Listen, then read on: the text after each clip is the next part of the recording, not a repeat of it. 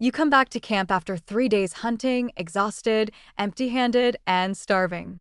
And there, leaning against your shelter, is a spear that is not yours. Your partner is laughing with another man by the fire, a little too close, a little too easy. Something twists in your chest. Hot. Fast. Almost involuntary. That feeling has a name, and it is far, far older than jealousy texts, than locked phones, than accusations whispered at 2 in the morning. Today, jealousy shows up as a red receipt with no reply.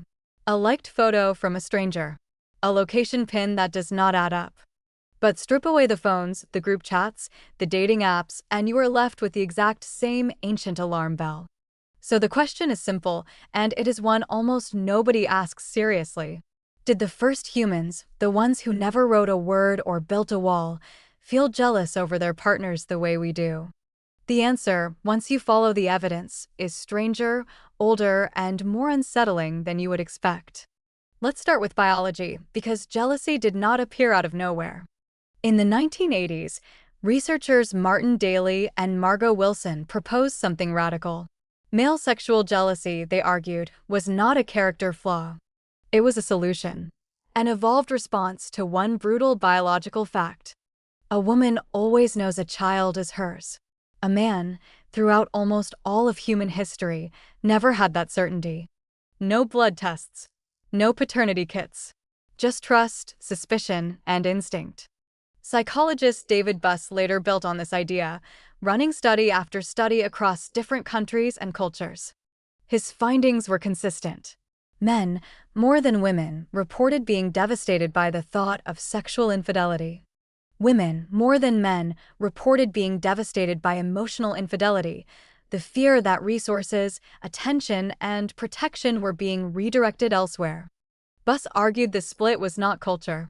It was carved by hundreds of thousands of years of a very old, very unforgiving math problem. For a man, sexual betrayal risked raising another man's child.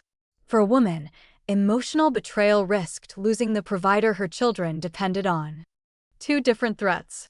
Two different alarms. Now here is where it gets even older than you might think. Anthropologist Owen Lovejoy proposed that pair bonding, two people sticking together, sharing food, raising young side by side, might stretch back more than 7 million years. That is before we were even fully human. Before stone tools. Before fire. Lovejoy pointed to Ardi, a 4.4 million year old skeleton found in Ethiopia, as early physical evidence supporting this ancient partnership.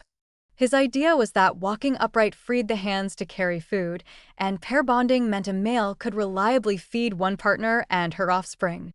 In exchange, paternity became a little more certain, and jealousy, in some early form, became useful. Because once you have something worth protecting, you develop instincts to protect it. Fast forward to actual pair-bonded species today, and the pattern gets even more interesting. A 2026 study out of Cambridge University compared mating systems across mammals, ranking humans on a spectrum of monogamy. The researchers found something surprising. Humans sit closer to meerkats and beavers than to most other primates when it comes to exclusive pairing. They studied genetic evidence from Bronze Age burial grounds in Europe and Neolithic settlements in Anatolia, tracking who was related to whom, generation after generation. And they combined it with data from 94 human societies worldwide, from the Hadza hunter-gatherers of Tanzania to rice farming communities in Indonesia. The conclusion: long-term pairing runs deep in our species, deeper than most people assume. But deep does not mean perfect, and this is where the ancient evidence gets almost uncomfortably human. Across modern human populations, roughly 10% of children are, on average, not biologically related to the man raising them. 10%. Even inside cultures with strong rules against infidelity. Which means the very anxiety men evolved to feel was never irrational. It was tracking something real. And when that anxiety went unchecked, it did not always stay in the chest. Sometimes it picked up a weapon. In France, a Neanderthal skeleton known as Saint Césaire, dated to around 36,000 years ago, shows a healed skull fracture from a sharp object. Researchers examining the wound concluded it came from an act of interpersonal violence, not an accident. They could not know the exact cause. But among the likely motives they listed was conflict over status, resources, or access to a mate. Sit with that for a second. Tens of thousands of years before agriculture, before cities, before writing, someone may have been struck down over jealousy. If a feeling this old, this violent, this universal is still living inside your chest right now, it might be worth understanding where it actually came from.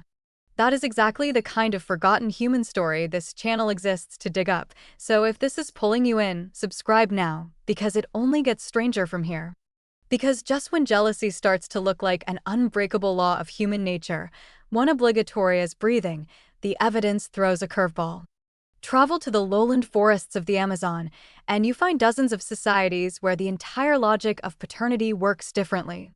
Anthropologist Robert Walker studied 128 societies across South America and found something that breaks the standard script completely. In many of these cultures, people believed a child could have more than one biological father. If a woman slept with several men during her pregnancy, each man was considered, in part, genetically responsible for that child. It is called partible paternity, and it appeared in up to 70% of the Amazonian societies Walker's team studied. In these communities, a woman having a secondary partner was not shameful. It was strategic. Each additional father meant extra meat, extra protection, extra insurance if her main partner died young in the forest. And the men involved were not always rivals fighting over her. Sometimes they became allies, bound to each other through a shared child. Which raises an uncomfortable question. If jealousy were purely hardwired, unavoidable, baked into every human on Earth, how could entire cultures functionally shrug it off? The answer seems to be that evolution built the alarm system, but culture wrote the rules for when it goes off. In a world of scarce resources and constant danger, sharing fatherhood could mean a child's survival. In a world of concentrated resources and property to inherit, guarding a single bloodline could matter more. Same species. Same underlying wiring. Two completely different outcomes. This is the bigger idea hiding underneath all the data. Jealousy is not a switch that is simply on or off in human beings. It is closer to a smoke detector. Ancient, sensitive, built by evolution to protect something valuable. But how loud it rings and what sets it off depends heavily on the environment a person grows up inside. Scarcity turns up the volume. Abundance can turn it down. Culture decides which threats count as fires and which ones do not. That is why a hunter 40,000 years ago and someone scrolling through a partner's phone tonight can feel the exact same chemical panic for very different reasons. Now, it is worth being honest about the limits here, because this field is genuinely debated among scientists. Not every researcher agrees that sex differences in jealousy are purely evolutionary. Some argue social roles and power structures shape these patterns just as strongly. We cannot interview a Neanderthal. We cannot know exactly what that skull wound at St. Césaire truly meant to the people who witnessed it. What we have are patterns. Consistent, cross-cultural, sometimes uncomfortable patterns pieced together from bone, from genetics, and from careful observation of the people alive today. And the pattern that keeps surfacing is this. Jealousy is neither purely animal instinct nor purely modern invention. It is a very old survival tool, dragged into a very new world it was never designed for. Paternity tests exist now. Careers do not depend on a single hunting partner. Yet the ancient alarm still fires exactly the same way. Which means every time your stomach drops at a notification, you are not overreacting. You are running software written for a world with spears and firelight, on hardware trying to survive a world with smartphones and screenshots. Our ancestors did not have therapy, or trust exercises, or long conversations about attachment styles. What they had was instinct, community, and, sometimes, violence, when that instinct went unmanaged. What we have now is knowledge. The ability to ask why we feel what we feel, instead of just obeying it blindly. So the next time that hot, twisting feeling rises in your chest, remember what it actually is. It is not weakness. It is not even really about you.